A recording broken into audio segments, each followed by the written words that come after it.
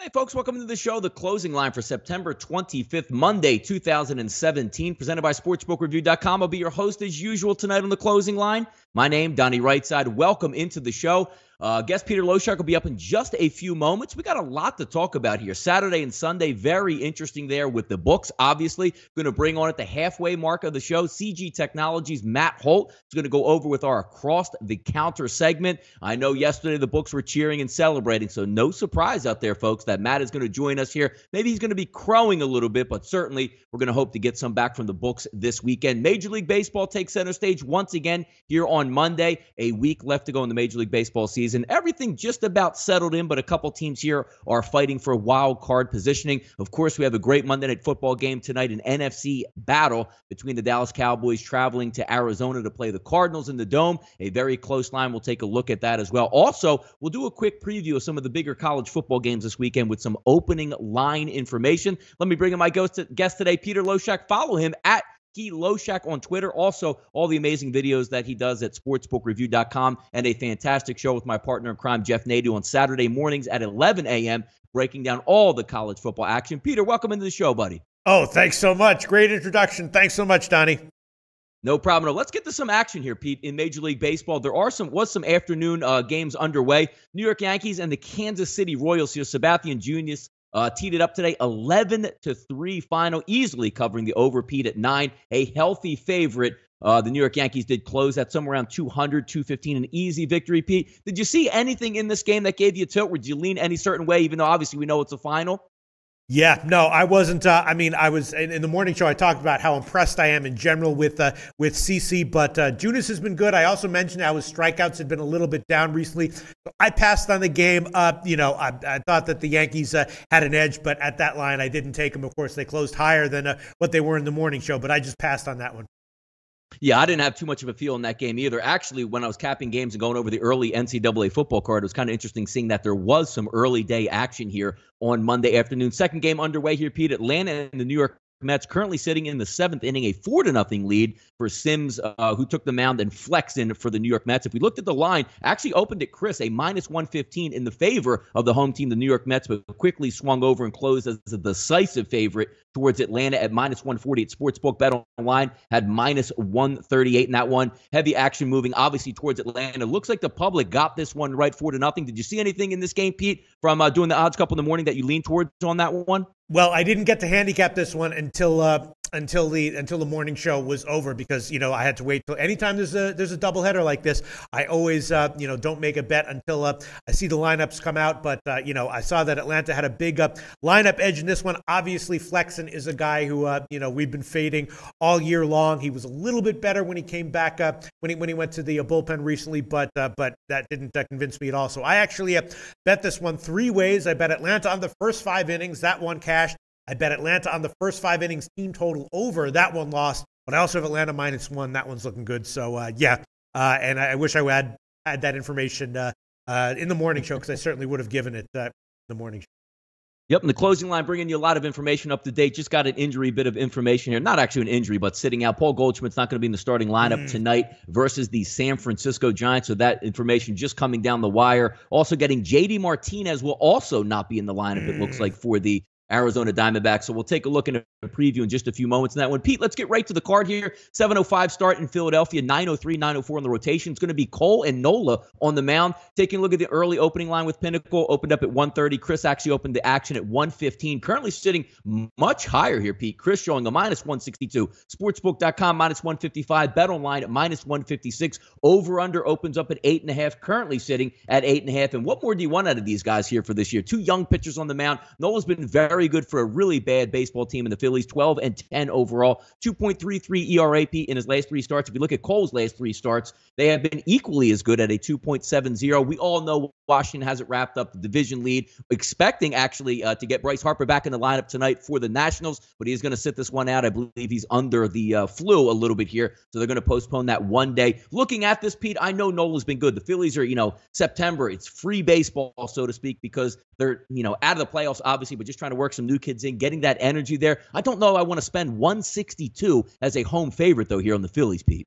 Yeah, I don't know if I would take him at that line either, but in the morning show, I did give Philly -1 as one of my official picks of the day, and at that point, they were just -135. So anyone who tailed that one live beat this move by about 25 cents. I still like my bet on Philly -1 when the line was -135. I wound up getting it at about +108 in the morning. Now, of course, that would be those odds would be significantly worse. But I'm a little bit more of a believer in Nola here, and I think Philly has the edge at -160 or 155. I'm kind of agreeing with you. It would be a lot dicier. Not sure if I would take it at that line though. Pete, both these pitchers coming in hot in this one, but again, which brings me to it, no pun intended. In the Northeast today, Pete, it literally feels like it's in the mid-90s, high heat and humidity, and a decent lineup, even without Bryce Harper there for the Nationals. Sure. You got Turner, Defoe, Zimmerman, Lindworth, and Taylor, and Wieters is getting the start behind the plate. I actually would lean towards the over in the situation. I know it's 8.5. I know two good pitchers on the mound.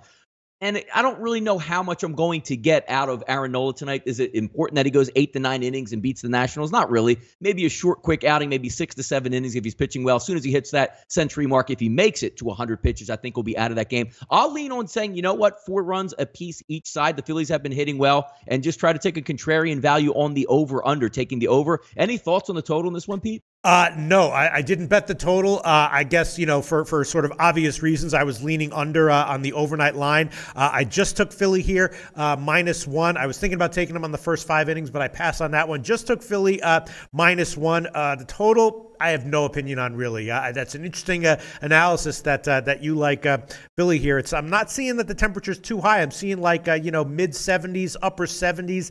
I don't know. I would lean under, but I definitely didn't bet that one. Total pass for me as far as the total is concerned. Yeah, waiting for the kid out for the bus stop a little bit early this afternoon, Pete. Sweating bullets out there. It's amazing. It's almost in October. It feels like you might as well be in mid-July over here in the Northeast. Next up here on the docket, Pete, 9:07, 9:08, the Chicago Cubs and the St. Louis Cardinals. Lester and Weaver on the mound. How about this interesting line if you're taking a look overall from a betting perspective? Most of the time with Lester on the mound, the public's going to be back in the Chicago Cubs, a good baseball team. Currently sitting at Chris at -145, Sportsbook.com at -141. If we take a look, Weaver has been sensational since being brought up there by the Cardinals. Overall in the season, Pete, 8 starts, a whip under 1, and a 2.27 ERA. Lester on the mound got lit up a little bit, saying the least, in his last start out there. Again, looking at the Cubs, they're already secured in their position in the playoffs, heading down the division title. Still, obviously, they have to win 1 or 2 games to get that magic number wrapped up. But looking overall at St. Louis, 2.5 games out of the division. They really need the press in this one. All hands on deck. Weaver's been a very good pitcher. Do you see them pulling the victory out here? Because, again, they're not actually playing the quote-unquote underdog role, essentially, here. But a lot of cards, a lot of people stacking up to say, you know what? Looks like this should be the Cards' night. They have to win this ball game. Did you put any stock in that, Peter? Which way you might be leaning on this one? No, I don't put any stock in St. Louis having to win tonight. I put a ton of stock, though, in Weaver having been maybe the best pitcher in baseball over his last 8 or 10 starts. I mean, no one comes to mind offhand who's been better than he was. That was a train that I jumped on pretty early. I think I jumped on it as soon as his first start in the majors. And in that morning show, I've been betting on Weaver one way or another pretty much every start out. Did it again today. I gave St. Louis on the first 5 innings that I think just a -130. Surprisingly low line. Lester's been struggling recently, and even before his last start, he was struggling with his control. He got out of it in a couple of starts, and he's one of these veterans who knows how to get out of jams that he puts himself in if his control or his stuff is if he's having an off night. But I'm not a real believer in Lester right now. Weaver, I'm an absolute believer in, and at -130 on the first 5 innings line, definitely jumped on that one, and I see no reason to expect him to be anything less than stellar tonight once again. So I like St. Louis first 5 innings. Yeah, I think Lester's going to have a bounce-back night here. I still do lean St. Louis on this because you're right. Weaver has been really good. If Lester bounces back, Weaver pitches well in this one. I actually would take a little bit of a liking, Pete, to the under 8 in this game. I know it opened at 8.5 at Pinnacle, 8.5 at Chris, has been bet down lower. So obviously the better number is currently off the board, but I can very easily see this game somewhere in that range of a 4-2, 4-3 type ball game. So I would lean on the under 8 in that one, Pete. Any thoughts or suggestions on the total in this baseball game? No, I agree with that lean, and I did like it at 8.5, and at 8 I would like it a little bit less. nonetheless. Again, if I was going to bet unders here, I'd probably just take a shot with Cubs team total unders. You're high on Lester, which I understand. I mean, he's a crafty veteran again who knows how to who knows how to make the most out of his stuff. But he's just shown some signs that really concern me. Not just in his last start; it's been for a few starts now. So I'm concerned about Lester here. You got it. Next up here, we're going to take a look at a baseball game. Some games we're trying to pick tonight, folks, if you're just tuning in, that some have somewhat playoff implications, or at least one of the teams going to playoffs, so we can try to play off of. 9:09, 9:10 Miami and Colorado. Despaigne on the mound versus Chatwood. If we take a look at typical Coors game here, Pete, opened up at 12, Pinnacle sitting at 11.5. Looks like 11.5 is the total across the board. Sportsbook.com is a favorite listing. Colorado at -165. Chris at -166. Looking at the pitchers here, Despaigne, he is what he is. Away from home, hasn't had too many starts. He's almost similar to like an Erasmo Ramirez type pitcher. You're just going to fill him in spots when you need him here. Overall in the season, Pete, 6 games started, a 4.59 ERA. If you look at Chatwood, his last 3 starts been very good. 2.16 ERA, 11 starts at home, a ERA close to 6. But again, it's Coors Field, you got to get what you take in this one. I'm actually going to lean on this one, Pete. I never like to bet Coors Field baseball, because the over-unders, I don't see much value in these. Both of these lineups look really good to me in this. I'm actually going to lean on the over 11.5, see if we can get to that number. I just like the way they line up against each other here. Chatwood strikeout can be a little bit wild at times. Despaigne, don't really know I'm going to get. I'll take that Coors atmosphere tonight. I'm going to take the over in this one, Pete. Yeah, and maybe the first 5 innings over might be even better. It's kind of weird. I saw that, usually there's very low humidity in Coors. Usually it's in the teens and the 20s. Tonight I saw 70% humidity, which is unusual for Coors. So you don't know if maybe they're going to, change how they humidify the balls beforehand. This game is a total pass for me. Donnie Rightside, I sincerely, with all my heart, hope you cash the over on that one. Hey, there we go. Let's root it in, right? Next, they were up on the games here for us, Pete. 9-11, 9-12, San Francisco and Arizona. Cueto on the mound for the list, I want to say, San Francisco Giants versus the Arizona Diamondbacks, who I saw jumping into the pool, clinching a playoff berth the other day. If we take a look at the line here today, Pinnacle opened up as a -120. Chris currently sitting at -119. Sportsbook.com -119. Over under this one, Pete, opened up at 9.5, now down to 9. If we take a look at some of these starting numbers here for both of these pitchers over the last 3 games, Cueto is at 4.11 ERA. Godley at a 3.15. He's been great at home. 11 starts at home for him, Pete, a 3.03 ERA. Cueto, I think he's just looking to get right for the end of the season, heading in to the offseason to sort of portray saying, I've been banged up this year. Let me just get a couple starts under my belt. When we take a look at Zach Godley, and again, that's what you see Goldschmidt out tonight. You see JD Martinez out tonight. What's the mindset here for Arizona? Maybe partying and living it up, saying, hey, let's just get the rotation straight. Let's get some of the younger guys in. Let's stay fresh for the playoffs. How do you think that plays into this game tonight, Pete? Yeah, well, I mean, the line obviously made no sense with how low it was. So when it opened, so obviously someone knew something about who was going to be in the lineup. I didn't know it. I admit that I bit a little bit on Arizona -1 here. I do expect a bounce back start from Godley, and I'm not a believer in Cueto right now. I think that he's mediocre at best. So obviously terrible news that you just fed me here with Goldschmidt and Martinez both being out. But if I had it to do over again, I wouldn't take the bet. But I don't think it's a complete lost cause. I think there's still a shot that Arizona might wind up winning this game. So that explains when you told me about Martinez and Goldschmidt being out. That explained to me why the line is where it is. Again, still don't think it's a lost cause though, because I think Cueto's very fadeable right now, and I think Godley is a live arm that is likely due for a bounce back here. So I'm okay with my bet. Not jazzed about it, but I'm okay with it. Hey, Pete, by the way, in that Washington-Philadelphia game, just had some recent line movement there. Pinnacle now showing a -177. There you go, in favor baby. Of the Philadelphia Phillies. Look at that, Pete. See that? You pushed that up all day, steamed it up all the way you wanted to, man. That's genius. Anyone who tailed live in our show got -135 on the morning show. And Chris actually just posted a -180, so money. The floodgates are open on the Philadelphia Phillies tonight. First pitch 7:05, so about an hour away. We'll watch to see how that line actually ends up, but that's massive. Now Chris showing a -185, so we'll see. I mean, can the Phillies push a -200? That would be unheard of. When's the last time the Phillies were pushing a -200, Pete? Back in 1931? I mean, come on. Yeah, I don't know. I mean, I remember Steve Carlton made a start in 1978 where they were -210, and I thought that was a legitimate line, but that's the last time I remember the Phillies over -200.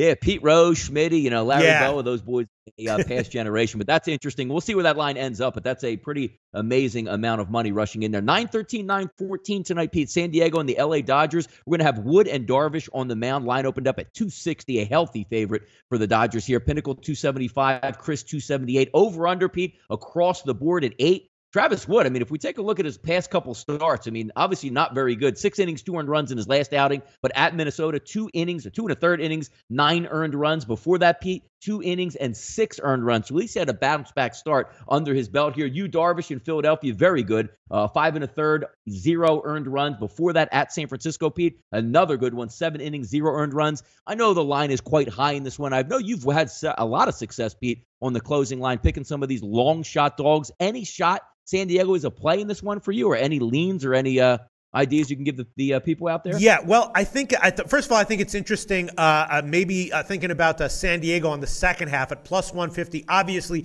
Yu Darvish has turned a bit of a corner recently, but I still think they're not going to throw him out there for more than 7 innings. I suspect he might go 6. Travis Wood is a weird situation.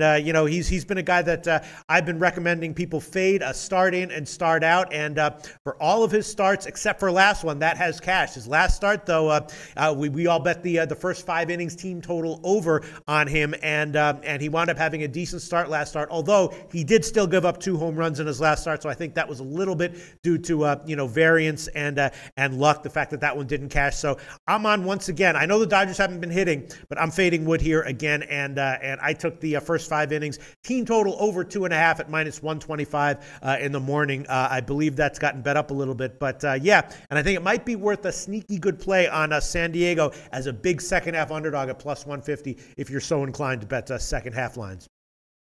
Pete, next up on the docket, 9-17, 9-18, Toronto and Boston. One team heading to the playoffs, Pete, one team heading home. I was watching the highlights there. Joey Bautista running out to right field, getting the standing ovation. Obviously, he's probably not going to be back, so some locker room shakeup on the way here in the offseason for Toronto. Taking a look at this line, opened up at 205, now currently sitting at Pinnacle at minus 183. Chris at minus 190 in the favor of the home team here, the Boston Red Sox. If we take a look at Pomerantz this year, he's been really good. Really good. 3.15 ERA over 30 starts, a workhorse out there. His last 3 starts, Pete, he's 2-0 with a 1.47 ERA. Anderson got smoked his last start out, a 9.26 ERA over his last 3. Some decent lineups in here. Still full go going for the Boston Red Sox. And say what you want about Toronto, still a decent hitting lineup. Over-under opened up at 9.5, Pete. Bet down to 9 in this one. I tend to agree.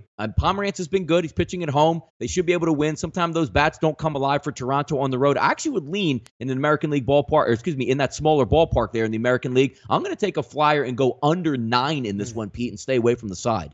Yeah, Anderson had a blister issue 2 starts ago, and the big question was how is that going to affect him in his next start? And of course, I can assume that played a role in his absolute shelling, because normally he's a guy who's who can give a good start, who can be pretty good. I actually recommended a play on Boston in the morning show, and I did make that one of my official picks. -1, minus 155, and at that point it was about minus 205, and obviously it's gone down about 20 cents since then. So that looks like a closing line that I'm going to lose on. But I still think it's a decent play. Again, I've been pretty high on Pomerantz all season long, and think it's an okay spot for Boston. I'm not happy about the line move, and it's all predicated on what to expect from Anderson. My sense is that he probably struggles a bit again here, but we'll see.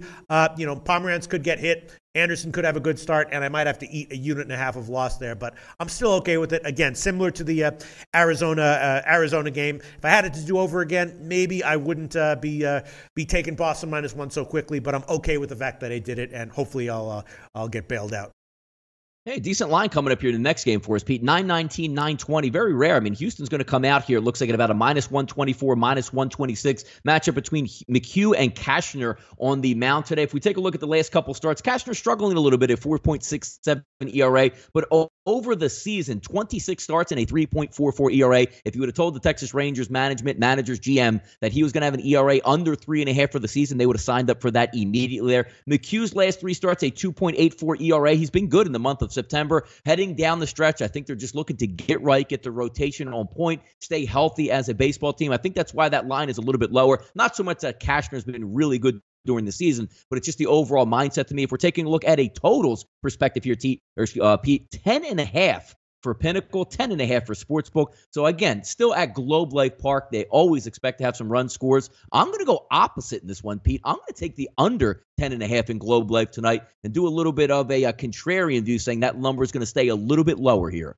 Yep, I agree with you. I actually bet that one myself. I did take the under 10.5. I didn't give that one as a pick in the morning show. I did, though, give Houston on the first 5 innings. If you look at Houston's lineup, all the big bats are in there. Most of them are in there, I think. And I just think that even if Cashner, does have another good start with bad peripherals, as he's been doing all season long, that still doesn't necessarily mean that Houston's a bad bet at just minus 130, which is where I got it at. McHugh's been excellent. Expect him to have another solid start here. And actually, for people who like to bet first 5 inning totals, the Texas first 5 inning team total was actually 3. And I think that might be a good bet as well. The first 5 innings team total under 3 at minus 130 for Texas against McHugh. I agree with your pick on the under. I bet it myself, and I'm also on Houston first 5 innings. Yep, I'm going to flip that over on this next pick here. Peak 9-21, 9-22. The Angels and the White Sox taking place tonight. Nolasco and Shields on the mound. Line opened up at minus 145 in the favor of Nolasco. Heavy steam has now since hit that line, Pete, up to 190 at Pinnacle, over 205 at Chris, 195 at sportsbook.com. Over under 10 across the board in this one. I'll stay away from a side projection in this one. I know Nolasco's been decent. He's your, veteran pitcher that's going to give you yeoman's effort, 5, 6, 7 innings if he can get there. Typically 3 to 4 runs, somewhere in that range. Shields has been a lot better than what he started off the year at, but I'm going to go with the runs in this game. I think the Angels are the decided advantage in this game from an overall perspective, looking at bullpen, starting pitching. Might be a little bit of a wash, but it's clear that the lineup is better for the Angels. They're on the road. They're going to get 9 full at-bats here in Chicago. I look for the over the total here, Pete. Even though it is a double-digit total, I think you're going to see some runs, and certainly see some runs early. I wouldn't be surprised if we had maybe 6 runs on the board by the 5th inning. Then those bullpens are give way. The White Sox will have to use, 3, 4 innings of bullpen help there. I think the Angels can tattoo them up a little bit. I'm going to go over the total here, Pete, of 10 between Nolasco and Shields. Yep, we're thinking the same way. I did give the first 5 innings over as a play in the morning show. Right. 5.5 minus 105 is where it was. And also the play of the day that I gave, it was only minus 135 at the time, was the Angels on the second half. Only minus 135 at the time. I haven't checked where it's moved, if at all, but I'm assuming it's significantly higher now. Just minus 135. Of course, the Angels have a significant bullpen edge over the White Sox. The White Sox have had one of the worst bullpens in baseball all season long, and particularly recently. Angels have had one of the best bullpens in baseball all season long, and particularly recently. So that was actually a low-hanging fruit play of the day. Angels on the second half, minus 135. I'm assuming it's higher now, but I would still take it even at 150 or 160, wherever it is right now. Fantastic. Getting caught up here. Bottom of the 7th inning, Pete, 5-2 now in Atlanta and the New York Mets. And that line, obviously, still looking to see who's going to be obviously the favorite in that one was Atlanta. But, one thing's still in the balance, that over-under now 7 runs in the bottom of the 7th. Line closed at 9 across the board. We'll see if that one gets home. In just a few moments here, folks. Thanks for tuning into the closing line for September 25th, presented by SportsbookReview.com. With us in just a few moments, CG Technologies' Matt Holt will join us for our Across the Counter segment to go over to see where the books really beat up on the public yesterday. A very sharp card. Looks like it worked out well. I was following his Twitter feed over the weekend, so I think they did pretty well in that aspect, Pete. Before he comes on here, Pete, let's go over some college football a little bit here. And again, this segment, it's on Monday. We haven't capped these games fully. Get that first fresh look at some of these games. The one thing I like to do on Mondays, Pete, is take a look at the bigger games and the opening lines and some first thoughts and aspects on them. So we'll start right with, it looks like Friday night's game, Pete, 7 p.m. on the 29th of September, 105, 106 on the rotation. The Miami Hurricanes are going to travel up to Durham, North Carolina to play the Duke Blue Devils. Line opened up at Pinnacle, Pete, at 6, opened up at 4.5, a little bit liberal there at Chris. Currently across the board, I'm seeing 6s, 6.5s. Any surprises on that, Pete, looking at that number? Is that maybe where you thought it would be? I guess at first glance, I thought it was a little bit surprising that Duke was that big of a home underdog, but I'm talking about just like the first, 2.5 seconds that I saw the line. Of course, looking at it a little bit further, it does make sense. It's obviously at least a little bit of a letdown for Duke here after the big win against, UNC, big rivalry game there. And Miami, Florida is obviously chomping at the bit. They had a couple games, they had a couple weeks where they weren't playing. So coming off the big win against against Toledo. You got to figure that they're still raring to go, whereas for Duke, it might be a little bit of a letdown spot. And, as great as Duke is with their quarterback and their wide receivers this year, still, I think they're at a significant disadvantage in the trenches against Miami. So it does make some sense. And I think that that Miami's going to be very productive offensively here. And, Duke probably should be as well. So I was leaning the over at 56. I actually bet that one as soon as it came out. Miami has, a great defensive front,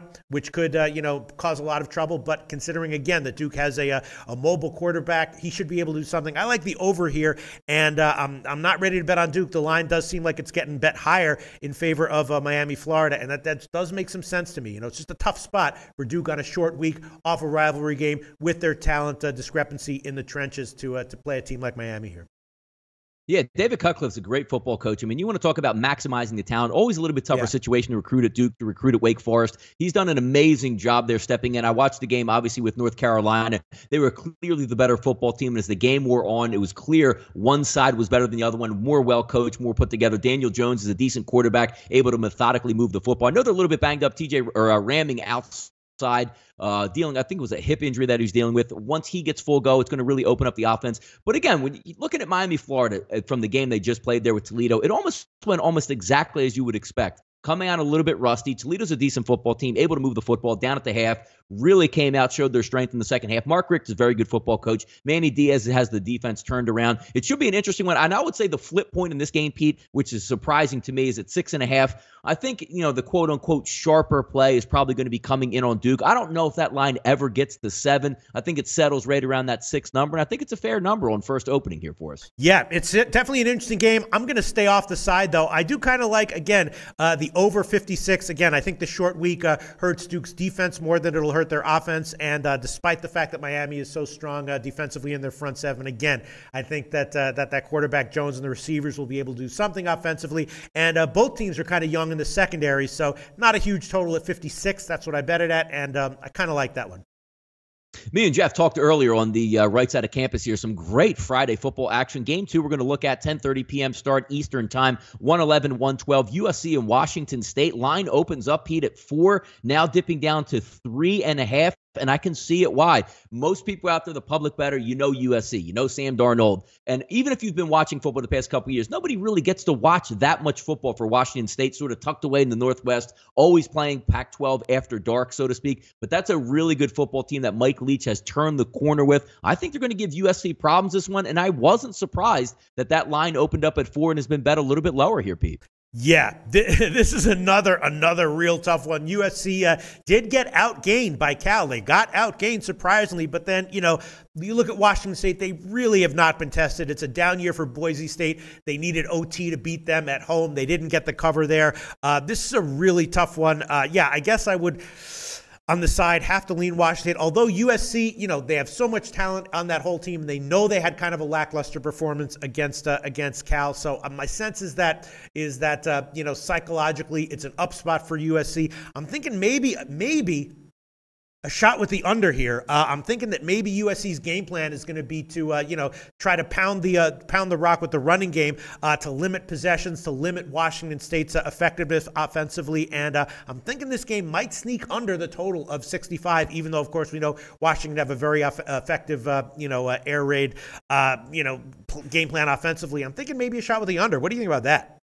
No, I mean, it's 60. It looks like 65. Both these teams. You can see a similar game. What did the Cal score end up over the weekend? I think it was at 30-20. Yeah, that one went significantly under. I like the under on that one as well, which I guess gives me a little boost of confidence on my sense on USC totals. But yeah, I'm thinking about a shot with the under here, despite Washington State being involved.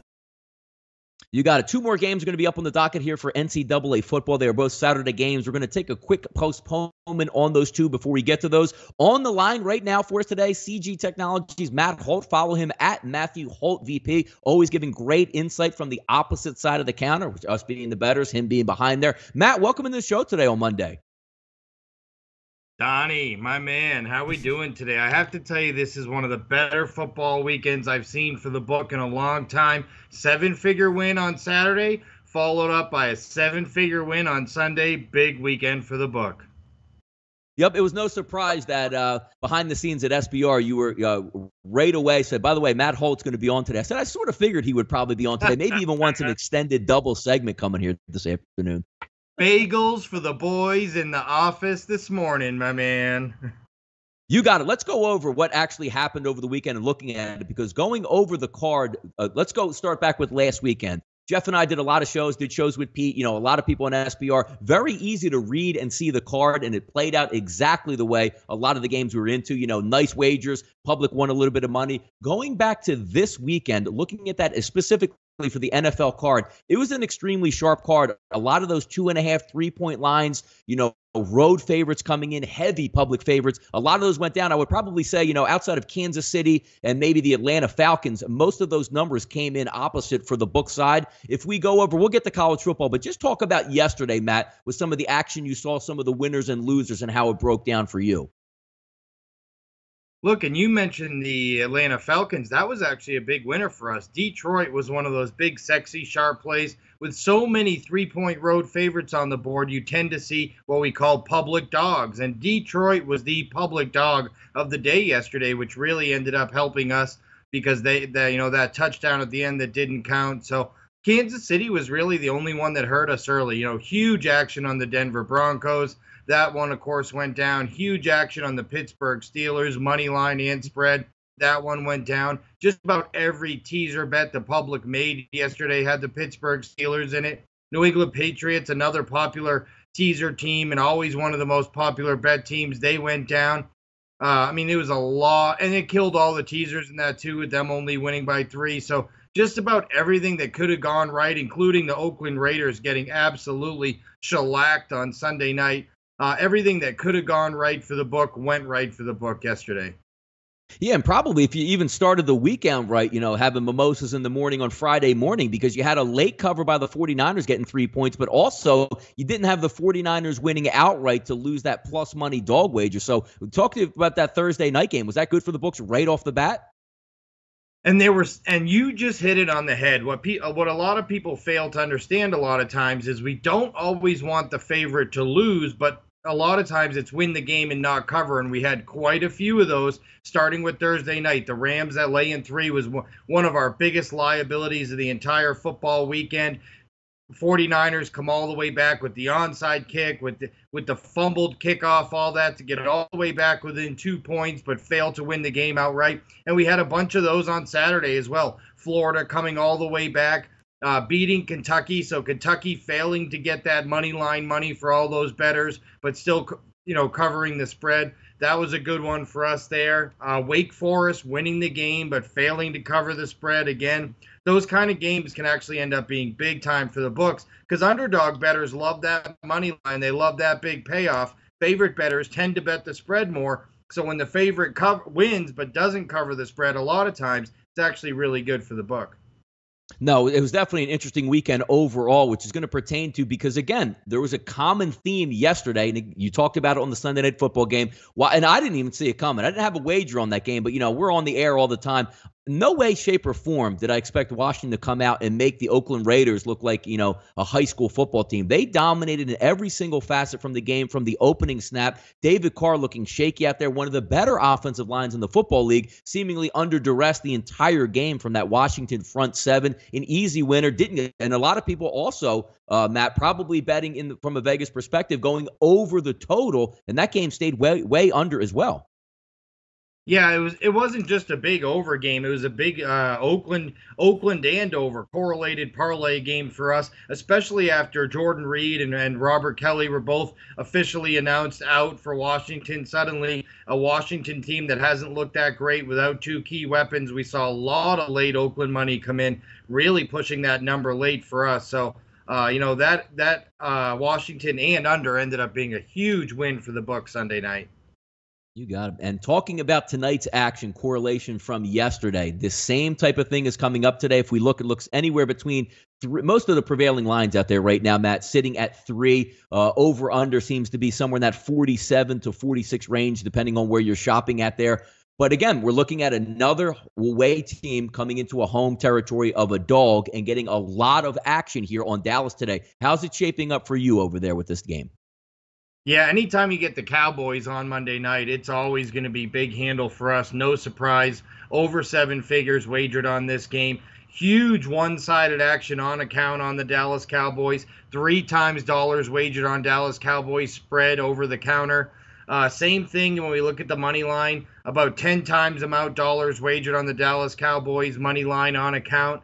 About 6 times dollars wagered on Dallas Cowboys money line over the counter. So huge one-sided Dallas action. Where we're not so one-sided, though, interestingly enough, is the total of this game. We actually have good two-way sharp action on the total here, which is kind of keeping our liability down on the total. But a lot of those teasers are all to the over. So if this one's staying under, it'll probably benefit us. Yeah, you'll see the ebbs and the flows in college football and NFL wagering as the season goes on. You know, one week looks great, the next week not so good. Matt, if we looked at this overall weekend from your side of the table, what were the biggest winners and losers on Saturday for your book? If you had to pick maybe 1 or 2 winners and 1 or 2 losers that you got, how did they shape up on Saturday alone? I think the two big sharp winners for us that we saw significant sharp action on and took big 6-figure bets on were North Carolina. They were a big public dog Saturday. They got beat outright. Wake Forest was a huge sharp and public favorite against Appalachian State after Appalachian State looked so bad against Texas State, and Wake Forest had outscored opponents 131-27 through their first 3 games. Them winning but not covering was huge. And then Oklahoma State losing outright in that game to TCU, down double digits most of that game. That was also a monster. Those 4 games combined were almost a million by itself, a little over 890,000 of win just in those 4 games. And how about on Sunday? What would you say if you had the biggest winner and the biggest loser on Sunday from your side there, Matt?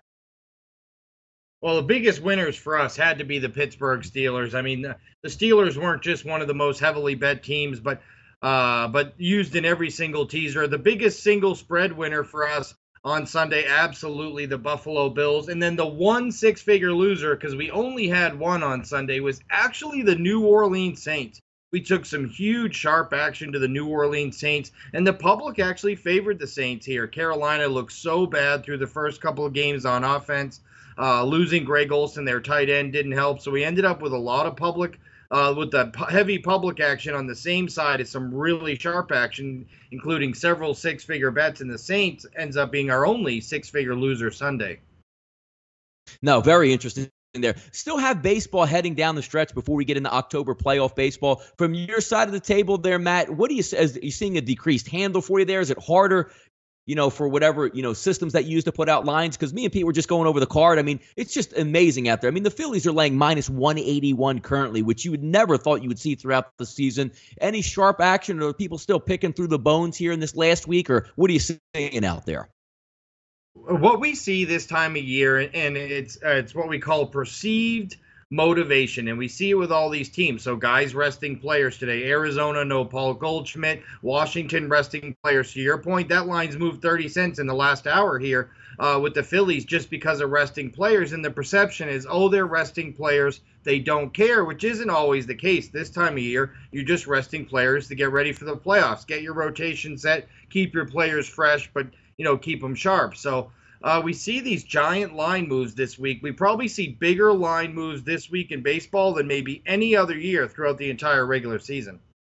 No, I definitely would agree with you there. Any UFC action over the weekend? I know we were doing I know Gabe is on our channel. He does at 10 o'clock, sometimes goes for damn near 4 hours, which is always entertaining if you guys haven't checked that out yet. Any action that you saw over the weekend? Anything interesting, sharp side, or maybe something that you didn't anticipate? Or how did you guys do with the UFC action?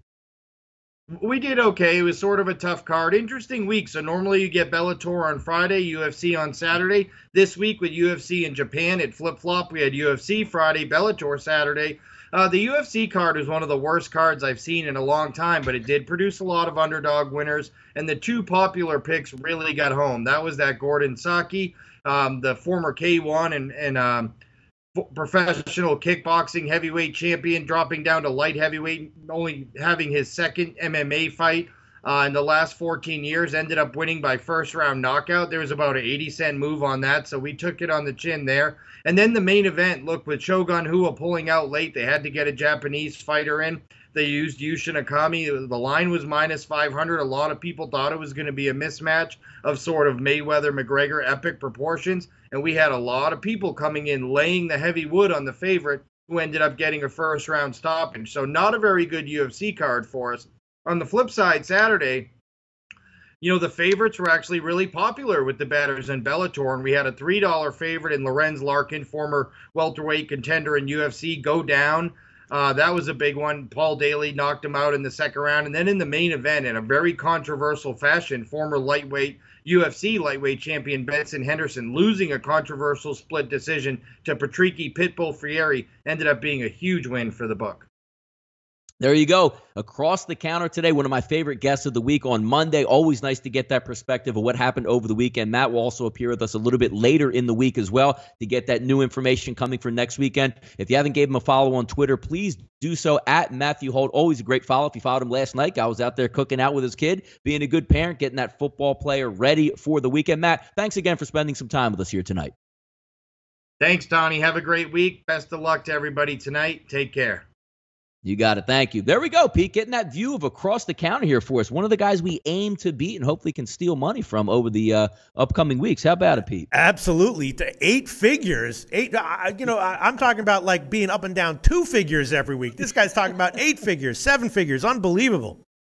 Yep, absolutely. Let's get back to the football card. We had 2 games left, Pete, that we're going to preview in NCAA action there. 179-180 Georgia, Tennessee. After Tennessee at home almost losing to UMass, Georgia puts up a great battle versus Mississippi State, which in one of the interesting games of the day, Pete, just from line movement alone. I mean, you saw line opened up about 6 early in the week, and it steadily crashed down, even seeing a UGA minus 2.5. A few of those tickets floating around easily beat Mississippi State at home, but going on the road here to Tennessee, almost a last stand, if you will, for Butch Jones. The line opens up at 7, 6.5 in that range. Currently sitting at over a touchdown at Chris, 7.5. Sportsbook.com at minus 7.5. I mean, public perception sometimes is reality. Georgia's a very good football team. You don't know what to make of Tennessee. Didn't play that well last week. Got beaten a heartbreaker versus their division rival down in Florida. What gives in this one, Pete? Were you surprised by the line opening around a touchdown? I thought it was about right, and I'm interested to see if that line's going to dip below 7 with some sharp action coming in on Tennessee, or is Georgia just playing great football, just going to roll right over Tennessee here?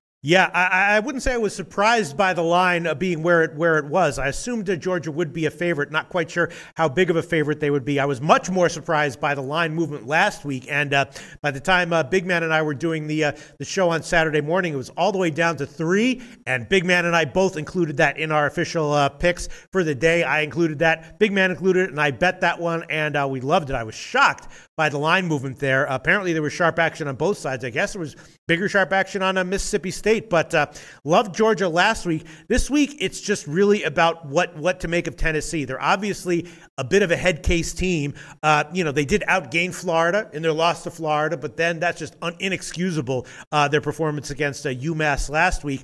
My sense is probably Tennessee shows up here, and at anything over a touchdown, they would be my pick. But I haven't bet that one yet. We'll see where this line moves. Obviously, Georgia is for real. Their defense is phenomenal. I would also lean to the under, although it is a low total, obviously at 47. The under might be a better play. I'm leaning under 47 and leaning Tennessee at 7.5. Yeah, how about that over-under, below 50 in that? I actually would be – did you say you were leaning towards the under or the over in that one? Yes. The over, was it? No, the under. I'm leaning to the under 47. Yeah. Yeah, all right. We'll see how that one shakes out there. I would tend to be leaning early. It's always interesting when I see a line in the 40s ending up there. I always think, more bad than good, defensive turnovers and all that stuff. But I can see the point of view on that as well, holding it down, going on the road. Next up, Pete, 193-194. Maybe my favorite matchup of the week here. Clemson and Virginia Tech. Line opens up at 6.5 at Pinnacle, at 5.5 at Chris. Currently sitting at 7.5 at Sportsbook, 7.5 at Chris. It looks like, obviously, if you're looking at Clemson as a better team over Virginia Tech, but this is a night game. This is Blacksburg, one of the best best NC football game day experiences in the country, Virginia Tech. They're going to be ready to play this football game. And the way I see it now, Pete, I guess, I don't know what we call it, sharp or public money pushing that up. If I'm going to get 7.5, I'm going to lean towards the home team just right off the bat here with Virginia Tech. Yeah, I would as well. I mean, obviously, of course, they played last year, and that game was just a 7-point game. And I think we'd have to say that from last year, Clemson a little bit less impressive, Virginia Tech a little bit better than last year, and obviously Clemson a great team. I was on them on the Louisville game. I think I told you about that, Donnie Rightside. I liked Clemson against Louisville. Yep. Clemson does have some guys banged up in their secondary. The replacements probably are going to be, basically as good as the guys who are out, but maybe not. There may be a little bit of they may take a little bit of hit in the secondary. I would agree with you. At anything over a touchdown, it's Virginia Tech or nothing for me. Yeah, I think it's going to be a great football game. I know Bud Foster's going to have that defense raring to go for Virginia Tech, a loud, boisterous atmosphere. They're going to be on point. But again, Clemson's been there, done that, Pete. I mean, they are used to being on the big stage now. Seemingly every other week, they're getting that prime-time slated game, so they'll certainly be on point coming into that game. So nice football slate heading up. We'll see how some of these lines move and get back and forth during the week. But, Pete, we have a football game on tonight in the NFL, 489, 490, Dallas and Arizona. Prescott's going to be on the road versus Palmer in the quarterback matchup. 70% of the current tickets, Pete, spread-wise, coming in on Dallas. Line hasn't moved that much. Opened up in the realm of 3.5, depending on what book you were looking at. Still sitting at about that level. Some, half juice going on the -3 if you're going to look. But again, looking back at yesterday, the same MO of this game, Pete, looks like it's setting up here tonight with the home team. If anybody knows on the channels, they watch me. I'm not a big fan. David Johnson out of the mix for Arizona is always a problem for me. They have a very good secondary, decent front seven on their side of the football. A lot of different parameters going to come into this football game. Dak Prescott, I was talking earlier with on the right side of campus with Jeff, seemingly has maybe an ankle injury, a little bit banged up, but I think tonight's a pride game for that offensive line for the Dallas Cowboys. I think Zeke's going to come out and try to, run as well as he can, maybe give him 20 to 25 handoffs. I think they want to keep both of these quarterbacks out of harm's way. To me in this game, if I'm looking, I think Dallas, Pete, is the more talented team. But again, it's hard to win on the road. It's hard to cover. If the line is 3.5, it's still going to be, to me, a closer football game than it would be a blowout. In this game, I'm actually leaning more towards a total play and leaning on the under 47 in this one because I think both of these teams will get back to basics. And again, you don't want these quarterbacks throwing 35 to 40 times a piece. That's not what they're built to do. I think they're going to methodically move the football tonight. I see more of an under game than I do an over here, Pete. Yeah, we'll see what Arizona does if they do their normal heavy blitzing because Prescott is great against the blitz and they might put up some points there if that's what they do. I kind of agree with you. I kind of would lean to the under, and I did give Dallas -2.5. It was 2.5 in the morning show. I did give that one as a play. You touched on it. I think that psychologically it's an up spot for Dallas here, and Arizona, struggling against Indianapolis last week. I'm not a real big believer in Carson Palmer right now. They have some other injuries on offense that aren't great aside from David Johnson. So I did take Dallas at -2.5. I did bet it. If it loses, I'll be fine with that. I agree with your lean to the under. My pick on this one is Dallas -2.5, which I got in the morning and gave it as an official pick as well. Yeah, looking at the game overall, obviously the better offensive line clearly sits on the side with the Dallas Cowboys. I think Zeke's going to run well. I think Prescott's going to take care of the football. The one thing I like about the under in this game, Pete, is because you have some pretty good matchups out there. Des Bryant's an all-world wide receiver. We get that. How great do you think he is to get top 5, a top 10 wideout? You're going to go against Patrick Peterson, also a nice safety tandem there that has the Honey Badger. So I think that's going to be a little bit tamed down. I think the running game's going to be there as opposed to more of the big plays that Dallas can typically get underway. And Dallas's defense isn't great by any stretch. But the one thing when you look at it from an Arizona perspective, Pete, is how is Arizona going to push the football downfield? Yeah. Carson Palmer, not the greatest deep ball thrower. And again, he does have one speed guy. One speed guy is out. Larry Fitzgerald's an older, aging wide receiver. Still has the good hands, still a big body, can still post people up. A nice key ingredient coming back for Dallas tonight is Skandrick is going to be back there, their best overall cornerback. I think they can do just enough to keep this game intact where, Arizona already, as I said, is not going to move the ball up and down the field and just get into a track meet. And I think the secondary of the Cardinals is going to keep that Des Bryant, Cole Beasley, Jason Witten in check on that side. I can easily see this game ending up somewhere around that 24-20 type range. I think it does just stay under the total, just the way I see it. But again, primetime matchups, we do see usually a lot of scoring in those. It'll be a loud environment out there in the Dome. And I just lean more towards the under in this environment for us, Pete, on that Monday night wrap up here. Yeah, I like your breakdown, Donnie. I actually, I love it. I don't really like betting against Bruce Arians, especially as a home dog. I am on Dallas here, and I can't disagree with anything you said. It's all about the game plan here, and if the game goes according to how you expect it to go, then definitely the under will have some value for sure. You got it. We'll see what happens here tonight. We'll thank that to be just about enough time for us here on the closing line for September 25th, presented by SportsbookReview.com. Again, check out Peter Loschek all over the network here at SportsbookReview.com. Does a fantastic show with my partner in the afternoon, Jeff Nadeau, on Saturday morning, 11 a.m. Obviously, Pete, Monday through Fridays on the Odds Couple. Check that out each and every day for picks going over. I mean, hey, it's like you're having your coffee. You wake up, you pop open the computer. Pete's right there carrying you through the channel. Always one of my favorite guests here on the closing line. Check out everything at SBRodds.com. Also, the latest on social media at SBR Sports Picks. Give us a like. Subscribe to us on YouTube. We are growing that number each and every day. It's a lot of fun in football season. We get a lot more feedback here. It's always fun to do. From all of us at SportsbookReview.com. Good luck on your wagers tonight. We hope we helped you beat the closing line.